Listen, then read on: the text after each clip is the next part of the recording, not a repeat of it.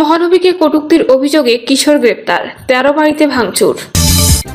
চাঁদাবাজি করতে গিয়ে গ্রেপ্তার রিয়াদের সঙ্গে স্বরাষ্ট্র মন্ত্রণালয়ের কোনো সম্পর্ক নেই। প্রধানমন্ত্রীর হাতে সব ক্ষমতা, এটা বাংলাদেশে আর চলবে না।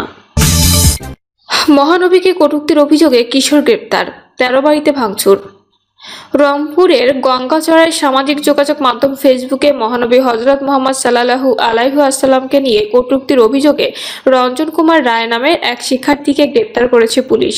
এ ঘটনার জেরে রোববার বিকেলে গঙ্গাচড়ার বেদগাড়ি ইউনিয়নের আলদাতপুর গ্রামে হিন্দুপাড়ায় হামলা চালিয়ে 13 বাড়িতে ভাঙচুর করেছে উত্তেজিত জনতা। এ সময় তাদের হামলায় একজন পুলিশ সদস্য আহত হয়েছেন, তাকে চিকিৎসার জন্য হাসপাতালে পাঠানো হয়েছে। এ প্রতিবেদন লেখার সময় পার্শ্ববর্তী এলাকায় অভিযুক্তের ফাঁসির দাবিতে মাইকে বিভিন্ন স্লোগান শোনা যাচ্ছিল। এর আগে গতকাল শনিবার বিকেলে ধর্মীয় কটূক্তি করার অভিযোগ ফেসবুকে ছড়িয়ে পড়লে সন্ধ্যার দিকে উপজেলার বেদগাড়ি ইউনিয়নের আলতাতপুর গ্রাম থেকে অভিযুক্তকে গ্রেপ্তার করা হয়। রঞ্জন ওই গ্রামের সুজন কুমারের ছেলে। তিনি রংপুরের একটি পলিটেকনিক ইনস্টিটিউটের কম্পিউটার সায়েন্স বিভাগের 3য় বর্ষের শিক্ষার্থী। এই ঘটনায় উত্তেজনা ছড়িয়ে পড়ে গঙ্গাচড়া সহ আশপাশের বিভিন্ন এলাকায়। ক্ষতিগ্রস্ত পরিবারগুলো জানায়, গঙ্গাচড়া এবং পার্শ্ববর্তী কিশোরগঞ্জ উপজেলায় বিভিন্ন স্থানে মাইকিং করে বিক্ষোভের ডাক দেওয়া হয়। ওই গ্রামের পার্শ্ববর্তী নীলফামারীর কিশোরগঞ্জ উপজেলায় বাংলাবাজার হাটে মাইকিং করে ঘোষণা দেওয়া হয় আলদাতপুর গ্রামের পার্শ্ববর্তী খিলালগঞ্জ বাজারে তারা একটি মানববন্ধন করবেন। মাইকিংয়ে ঘোষণা দেওয়া হয় বিক্ষোভকারীরা শুধু গঙ্গাচড়া উপজেলা পর্যন্ত শান্তিপূর্ণ মিছিল করবে, কোনো হিন্দু সম্প্রদায়ের বাড়িতে হামলা করবে না। কিন্তু বিকেলের দিকে স্থানীয় খিলালগঞ্জ বাজারে বিক্ষোভকারীরা জড়ো হয় এবং সেখান থেকে একটি মিছিল আলদাতপুর গ্রামের দিকে আসে। গ্রামে প্রবেশ করে মিছিলটি হঠাৎই স্লোগান দিতে থাকে। উত্তেজিত জনতা 13টি বাড়িতে হামলা ও ভাঙচুর চালায়। কোনো রাজনৈতিক দলের প্রতি বিএনপির বিদ্বেষ নাই, বললেন মেজর হাফিজ। বিএনপির স্থায়ী কমিটির সদস্য মেজর হাফিজ উদ্দিন আহমেদ বলেছেন, এনসিপির এখনো নিবন্ধন হয়নি। ওই দল হলো আমাদের ছেলের নাতিনদের বয়সী। বিএনপির সিনিয়র নেতাদের নিয়ে ওদের কথা বলার বয়স হয়নি। আমরা সবচেয়ে বড় রাজনৈতিক দল, কোনো রাজনৈতিক দলের প্রতি বিএনপির বিদ্বেষ নাই, এনসিপির প্রতিও নেই। মেজর হাফিজ উদ্দিন আহমেদ বলেন, আমরা যে গণতন্ত্রের জন্য লড়াই করেছি, যে গণতন্ত্রের জন্য শহীদ আবু সাঈদ জীবন দিয়েছেন, আমরা মনে করেছি এ অন্তর্বর্তীকালীন সরকার এসে সঙ্গে সঙ্গে গণতান্ত্রিক ব্যবস্থা চালু করবে, কিন্তু তারা নির্বাচন দিতে শুধু গড়িমসি করে। কিছু রাজনৈতিক দল আছে যাদের 2-3 জন ছাড়া কোনো লোক নাই, তারা এসে বড় বড় বক্তব্য দেয়, সংস্কারের কথা বলে, নানা রকম বুদ্ধি দেয়। ছাত্র 2 জনকে উপদেষ্টা বানিয়েছে, তারা অনেক সংগ্রাম করেছে, কিন্তু তার দ্রুত দুর্নীতির কাছে আত্মসমর্পণ করেছে। তিনি আরো বলেন, ছাত্ররা যারা দল গঠন করেছে এরা তো আমার নাতির বয়সী।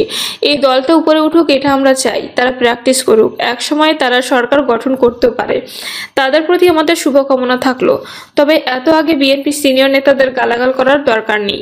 মেজর হাফিজ বলেন, বর্তমান সরকারের প্রধান উপদেষ্টা ডক্টর ইউনূস জগৎ বিখ্যাত ব্যক্তি। তার প্রথমে ইচ্ছা ছিল না লন্ডনে আমাদের নেতা তারেক রহমানের সঙ্গে বৈঠকের পর এখন তিনি নির্বাচন দিতে চান। এরপরও কিছু কিছু উপদেষ্টা তাকে ভুল বোঝায়। প্রধানমন্ত্রীর হাতে সব ক্ষমতা, এটা বাংলাদেশে আর চলবে না।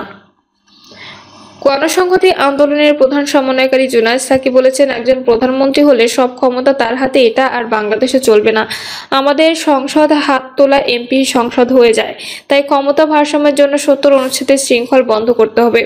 তিনি বলেন, উচ্চকক্ষ ও নিম্নকক্ষ নিয়ে পার্লামেন্ট করতে হবে। সাংবিধানিক পদে নিয়োগের ক্ষমতা প্রধানমন্ত্রীর হাতে থাকবে না। সরাসরি সরকারি দল বিরোধী দল সবাইকে নিয়ে সাংবিধানিক পদে নিয়োগ দিতে হবে। জুনায়েদ সাকি বলেন, একজন মানুষ যে ধর্মের বা গোত্রের হোক, ধনী বা গরিব হোক, বাংলাদেশের প্রত্যেকটি মানুষের অধিকার ও মর্যাদা রাষ্ট্রকে নিশ্চিত করতে হবে। এখানে রাষ্ট্র আইন নিয়ে কোনোভাবে নাগরিকের অধিকার ক্ষুণ্ণ করতে পারবে না। ক্ষমতায় কাজ হবে নাগরিকের অধিকার রক্ষা করা। তিনি বলেন, রাষ্ট্র ক্ষমতা নাগরিকের অধিকার কেড়ে নেয় আর নাগরিককে কি বানিয়ে রাখতে পারে সেটা তো আপনারা জানেন। এখানে পুরো সমাজে মানুষের চাকরি নাই, চাকরি থাকলেও নিয়োগপত্র নাই, সংঘবদ্ধ অধিকার নাই। কলকারখানা ও নানা ধরনের প্রতিষ্ঠানের বাইরে তেমন চাকরি নাই, তাই ফুটপাতে দোকানপাট করে মানুষ জীবিকা নির্বাহ করছে। কে ফুটপাতে বসবে, কে কোথায় দোকানপাট করবে সেটাও আবার ক্ষমতাসীন দল নির্ধারণ করে দেয়, আবার এদের কাছ থেকে টাকা তোলে। বিগত সরকারের সমালোচনা করে সাকি বলেন, পুলিশকে ব্যবহার করে তারা ক্ষোভের বাহিনীকে পরিণত করলো, পাখির মতো আমাদের সন্তানদের হত্যা করলো। এটা আর হতে দেওয়া হবে না। সারা দেশে জ্বালানি সরবরাহ বন্ধের হুমকি ট্যাঙ্ক লরির চালকদের। আগামী 2রা আগস্টের মধ্যে 6 দফা দাবি না মানলে সারা দেশে জ্বালানি সরবরাহ বন্ধের হুমকি দিয়েছে Bangladesh tank lorry owners association. আগামী 3রা আগস্ট থেকে নতুন এ কর্মসূচি পালনের ঘোষণা দিয়েছে সংগঠনটি। এক সংবাদ বিজ্ঞপ্তিতে এ তথ্য জানানো হয়েছে। তাদের দাবিগুলোর মধ্যে রয়েছে ট্যাঙ্ক কাভার্ড ভ্যানের মতো ট্যাঙ্ক লরির ইকোনমিক লাইফ 25 বছর নির্ধারণ করা যাবে না। ট্যাঙ্ক লরি শুধু জ্বালানি তেল পরিবহন করে, তাদের সারা বাংলাদেশে চলাচলের রুট পারমিট দিতে হবে। আয়কর 15,000 টাকা থেকে 30,000 টাকা করার গেজেট বাতিল করতে হবে। দীর্ঘদিনের হালকা লাইসেন্সধারী চালকদের যোগ্যতার ভিত্তিতে দ্রুত ভারী যানবাহনের লাইসেন্স দিতে হবে। পুলিশ হয়রানি বন্ধ করতে হবে এবং পেট্রোল পাম্প ও ট্যাঙ্ক লরি ঐক্য পরিষদের অমীমাংসিত বিষয় দাবি দ্রুত বাস্তবায়ন করতে হবে। গঠিত হবে স্বাধীন পুলিশ কমিশন, একমত সব দল। পুলিশ বাহিনীর দায়বদ্ধতা, নৈতিক বাধ্যবাধকতা নিশ্চিতকরণ ও পুলিশি সেবা জনবান্ধব হিসেবে প্রতিষ্ঠিত করার লক্ষ্যে একটি স্বাধীন পুলিশ কমিশন গঠনের প্রস্তাবে সব রাজনৈতিক দল একমত হয়েছে। ফরেন সার্ভিস একাডেমিতে রাজনৈতিক দলগুলোর সঙ্গে জাতীয় ঐক্যমত্য কমিশনের দ্বিতীয় দফায় 19তম দিনের বৈঠকের সন্ধ্যা বিরতিতে এই তথ্য জানান কমিশনের সহসভাপতি অধ্যাপক ডক্টর আলী রিয়াজ। তিনি বলেন, ঐক্যমত্য কমিশনের পক্ষ থেকে পুলিশ কমিশন সংক্রান্ত একটি প্রস্তাব হাজির করা হয়েছিল এবং এ বিষয়ে বিস্তারিত আলোচনা হয়েছে। এ বিষয়ে রাজনৈতিক দল ও জোটসমূহের মধ্যে ঐক্যমত্য প্রতিষ্ঠা হয়েছে। তিনি আরো বলেন, পুলিশ কমিশন বিষয়ে আজকের ঐক্যমত্যকে আমরা গুরুত্বপূর্ণ বলে বিবেচনা করছি, কেননা পুলিশের বিরুদ্ধে নাগরিকদের উত্থাপিত অভিযোগগুলো যথাযথ তদন্ত ও সেগুলোর ব্যবস্থা গ্রহণের ক্ষেত্রে আমরা সবসময় ব্যত্যয় লক্ষ্য করেছি। বাংলাদেশের রাজনৈতিক দলগুলো এ সংস্কারের বিষয়ে ঐক্যবদ্ধ হয়েছে। আমরা দৃঢ়ভাবে বিশ্বাস করি এটি বাস্তবায়ন করা সম্ভব হবে এবং বাংলাদেশের পুলিশি ব্যবস্থা একটি বড় রকমের পরিবর্তনের সূচনা হবে। এর আগে বেলা 11টায় বৈঠক শুরু হয়। বৈঠকে বিএনপি ও জামায়াত সহ রাজনৈতিক দলগুলোর শীর্ষ নেতারা উপস্থিত আছেন। আজকের দিনে 3টি বিষয়ের আলোচনা শেষ হয়েছে এবং নতুন আরেকটি বিষয়ের আলোচনা এখনো চলমান। জেল ফাঁসি যাই দেন, সমস্যা নেই, আদালতে ইনু। সাবেক তথ্যমন্ত্রী হাসানুল হক ইনু বলেছেন, আদালতে জেল ফাঁসি যাই দেন, সমস্যা নেই, কিন্তু দুদক বিভ্রান্তিকর তথ্য দিয়ে বিচারের আগে মিডিয়া ট্রায়াল করেছে, এর থেকে পরিত্রাণ চাই। তখন বিচারক বলেন, অভিযোগ আসলে মিডিয়া তা প্রকাশ করবেই। পরে আদালত এই মামলায় তাকে গ্রেপ্তার দেখিয়ে কারাগারে পাঠানোর আদেশ দেন। জ্ঞাত আয় বহির্ভূত সম্পদ অর্জনের অভিযোগে দুদকের করা মামলায় তাকে গ্রেপ্তার দেখানো হয়েছে। ঢাকা মহানগর দায়রা জজ মোহাম্মদ জাকির হোসেন গালিবের আদালত দুদকের আবেদনের প্রেক্ষিতে এ আদেশ দেন।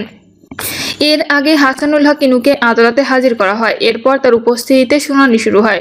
এ সময় আসামি পক্ষের আইনজীবী মোহাম্মদ সেলিম আদালতের উদ্দেশ্যে বলেন, আদালত নিরাপত্তার অভাব রয়েছে, তাকে সব আসামির সঙ্গে এক জায়গায় রাখা হয়েছে। তাছাড়া হাজতখানায় উন্নত টয়লেটের ব্যবস্থা নেই, এগুলো উন্নত করা প্রয়োজন। তখন বিচারক ইনুর উদ্দেশ্যে বলেন, আমরা এখনো অ্যানালগ সিস্টেমে আছি, আপনারা ক্ষমতায় থাকাকালীন আদালতের কোনো উন্নয়ন করে যাননি।